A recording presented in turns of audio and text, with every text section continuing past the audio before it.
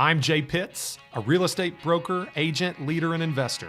For the last decade, I've navigated the craziest of real estate markets this country has ever seen, selling over 2,000 homes, moving in and out of markets, always ahead of the curve. And now I'm bringing that perspective to you. This is your resource, and Real Talk About Real Estate starts right now.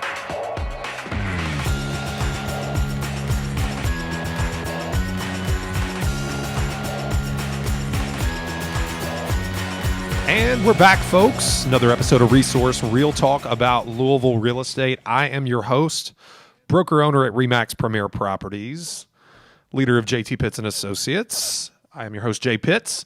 I appreciate you being back with us again. It's a bit of a joke around here that I'm always excited about today's topic. I've even mentioned that a few times in the opening of the show. Sorry if that's a bit annoying, but you know, this is what you get. You tune in to hear what I have to say, and if I'm excited about it, I think that's worth mentioning. Had a great conversation this morning. Had a tactical training here in the brokerage, had about 30 agents on to discuss a topic that is very relevant, not just to the Louisville market, but especially so here. Also incredibly relevant in real estate markets around the country. That is probably an understatement and might be the understatement of the year. You know, I was doing some market research. In fact, one of my agents that, I've got a nice, kind of dialogue going back and forth with, mentorship and coaching. And this person, takes a lot of advice that I give to heart and, specifically seems to respond well to the energy that I bring to the business. And maybe that's why some of you are listening to this show. But, I guess it can seem, if you interact with me often, that this energy is just abounds. It's present all the time. But it's not. It's not always there. I mean, I am human, in fact, and, humans do require some downtime. I am an extrovert.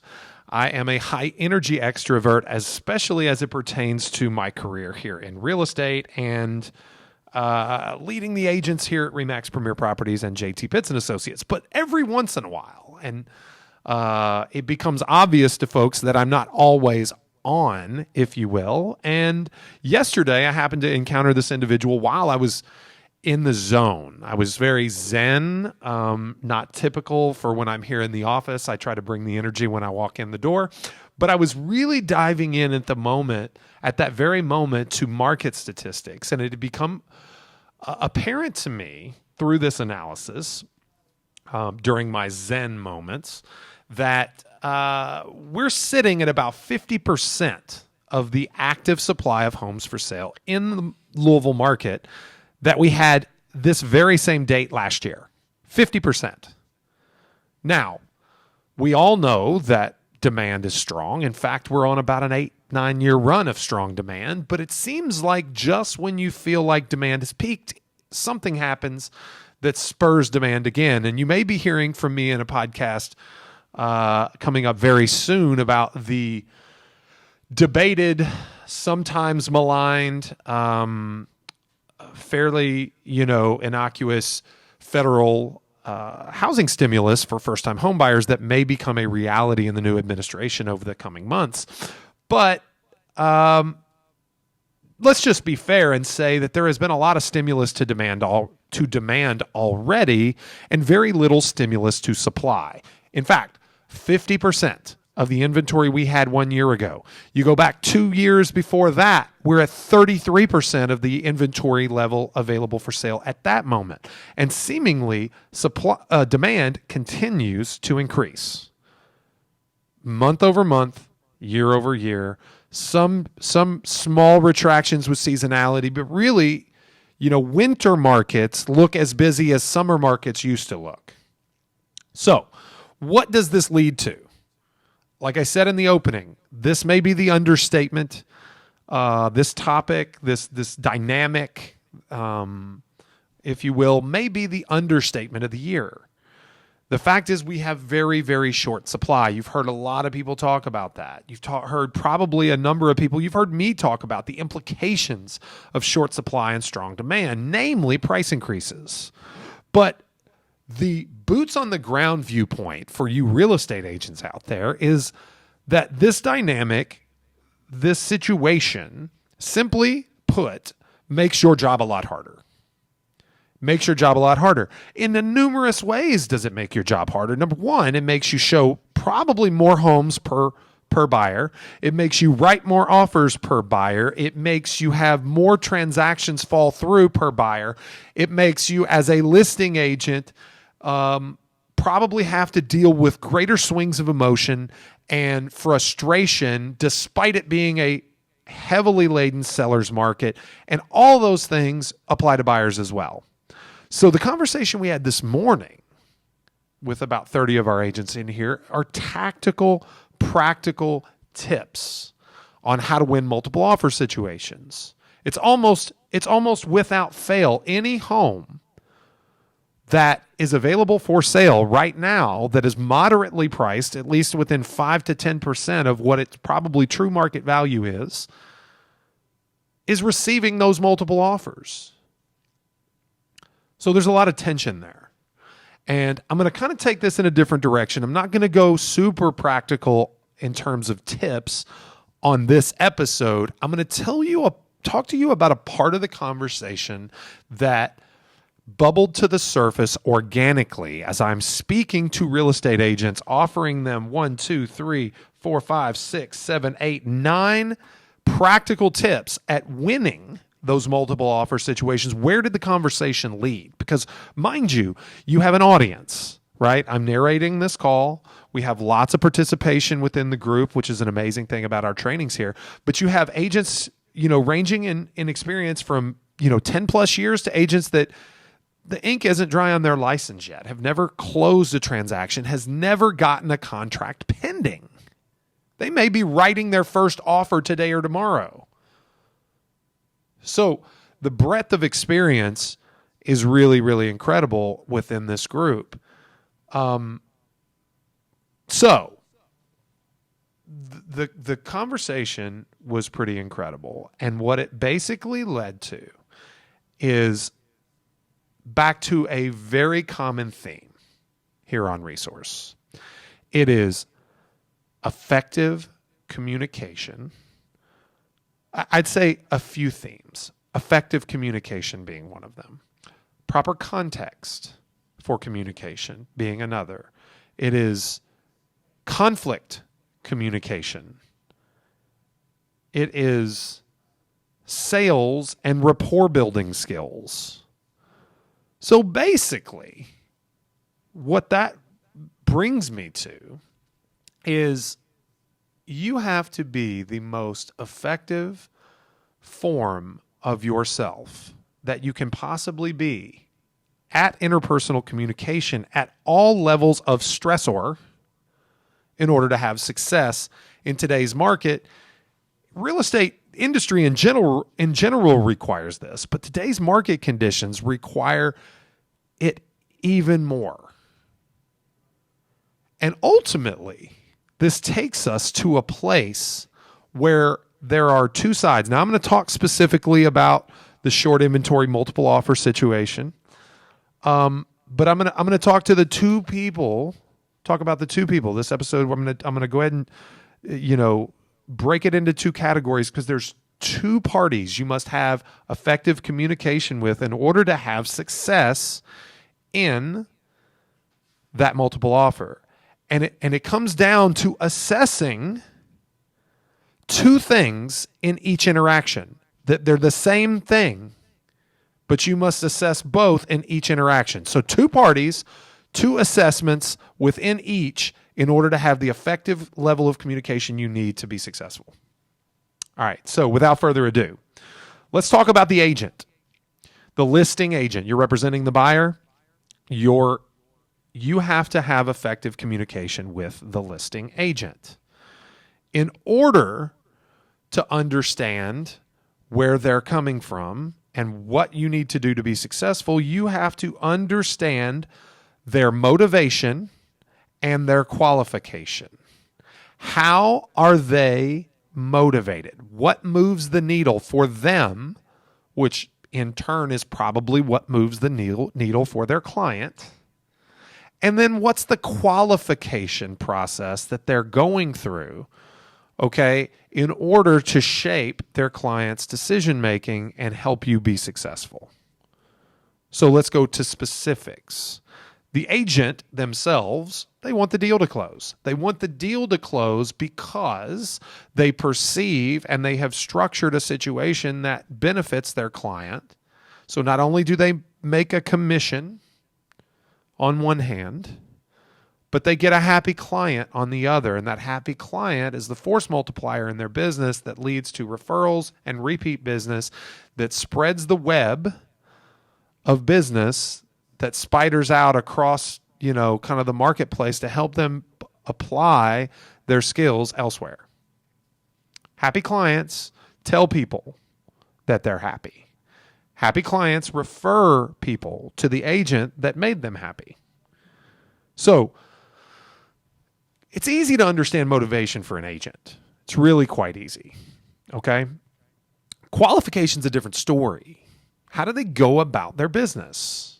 Okay? How do they go about their business? Well, I will reduce it down to a very simple process for you. What you need to do is you need to present yourself as a reliable offer. Okay? Get personal is something that we talked about. Talk about how important personally your client is to you. Okay? And present a simple, effective offer that, when conveyed with confidence from your standpoint, gives you the best chance at success. Okay? So understand the agent's motivation. They want to keep the client happy. They're out there trying to keep the client happy. Produce a simple, effective offer. It's not always the highest offer, but price is supremely important. It's the most reliable offer. When you make it personal and you show the agent that you're personally vested in your client's success, they will feel that and they will allow their client to hear it through your voice. This agent is known for getting things done. This agent is known for having their clients back, so they may be tough to negotiate with, but they're going to be fair and they're going to see that we get to the closing table. Anything else, that you want to get into, whether it be waiving contingencies, waiving appraisal, home inspections, escalation clauses, all of that. Those are all viable tools, right? And in this morning's talk, and if you want to reach out to me offline, I'm more than happy to get to you and talk specifics about the individual tactics that you can use. But it's all situational, right? We all know that we can offer larger down payments and more money and waive inspections and waive appraisals and, give the seller the choice of possession, the choice of closing agent, and all these things, right? We can all do that. Okay, but where does the needle get moved? Having that effective communication with the listing agent, keeping your offer simple so as not to make missteps unknowingly, okay, but also using the information you get to really fit nicely into their idea of what the most qualified offer looks like. That's how you succeed.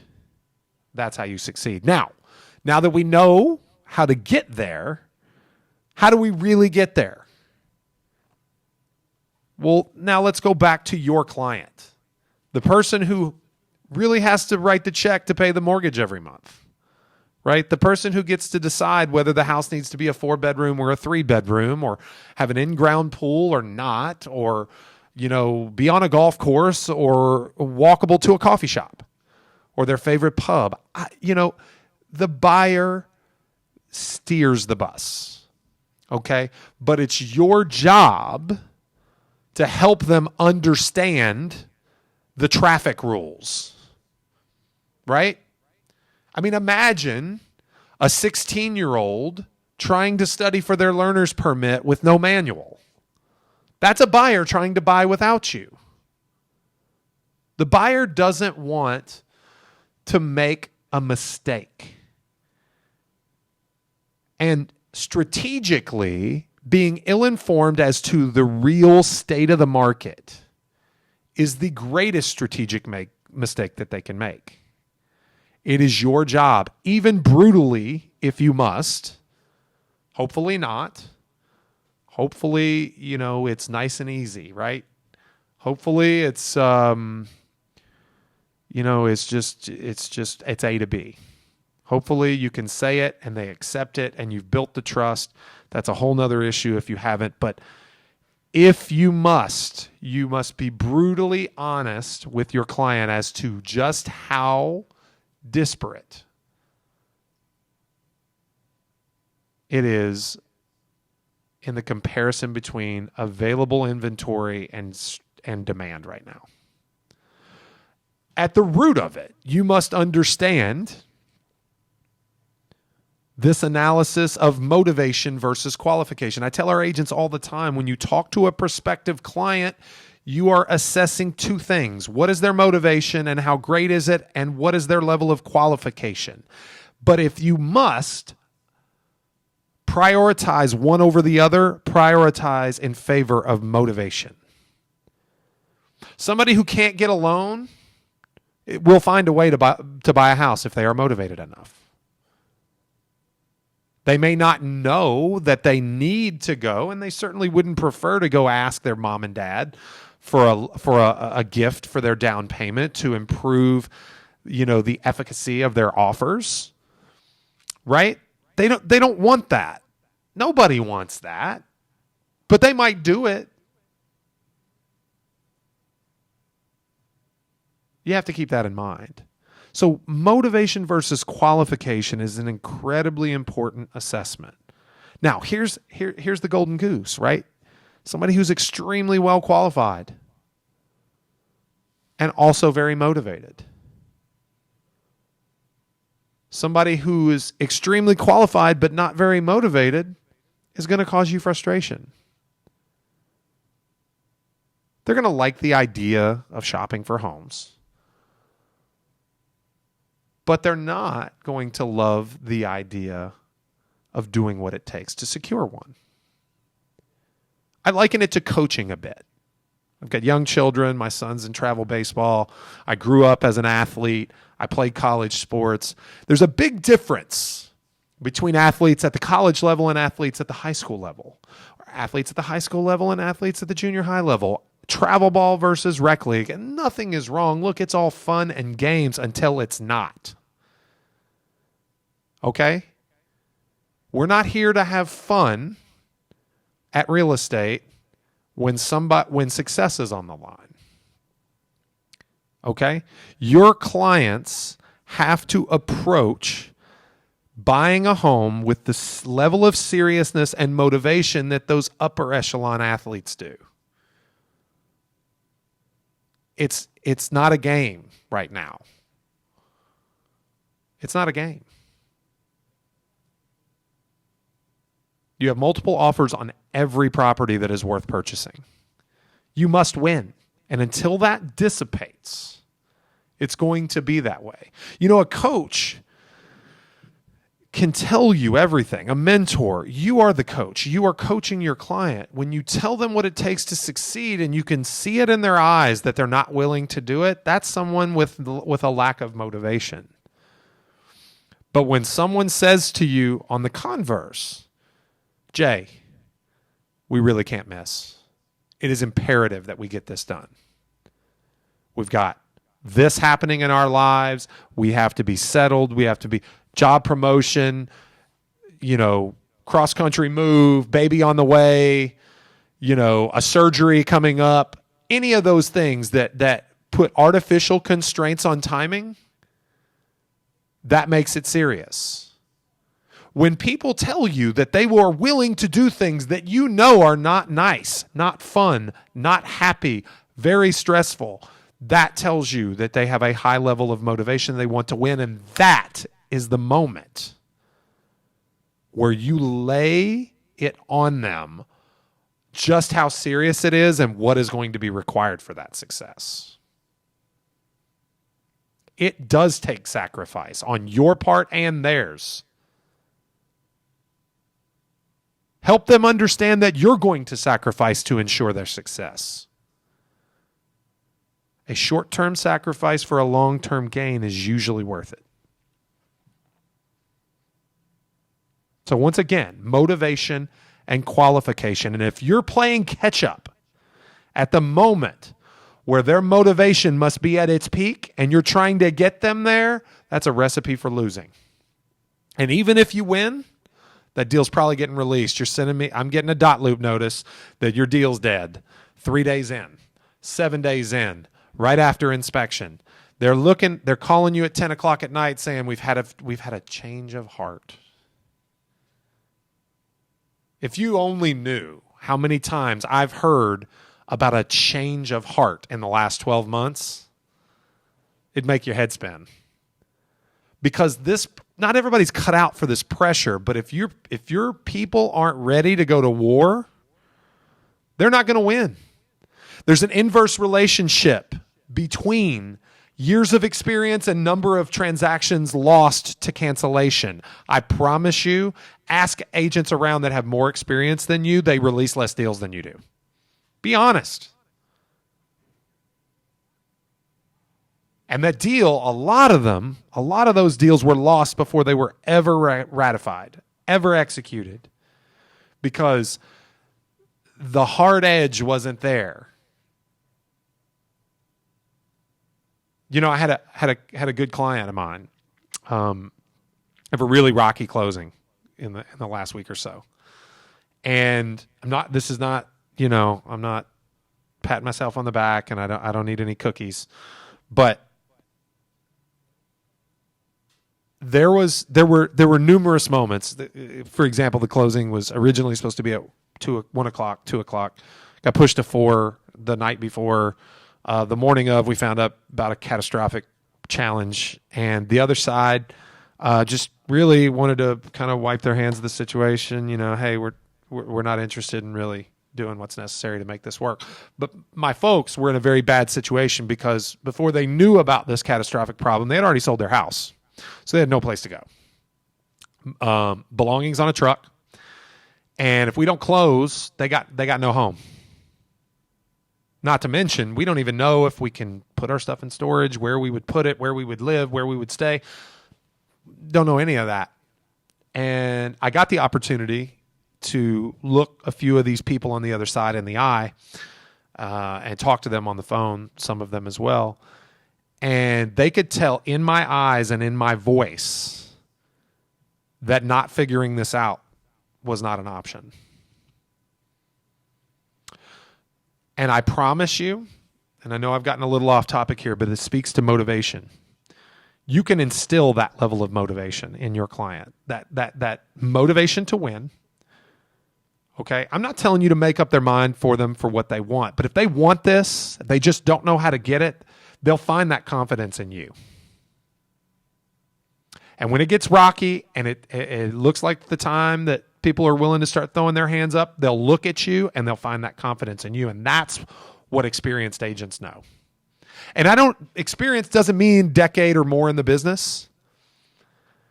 It means having the stomach and the motivation to stare at a difficult situation and pull it through so that your people can sigh as they unpack those boxes at the end of the day after closing when they didn't think it was going to happen without you. So once again, I'll bring it back. Motivation and qualification. This is really a rule that can be applied to any sort of communication, particularly conflict communication. What is someone's motivation and what is their level of qualification to execute on that?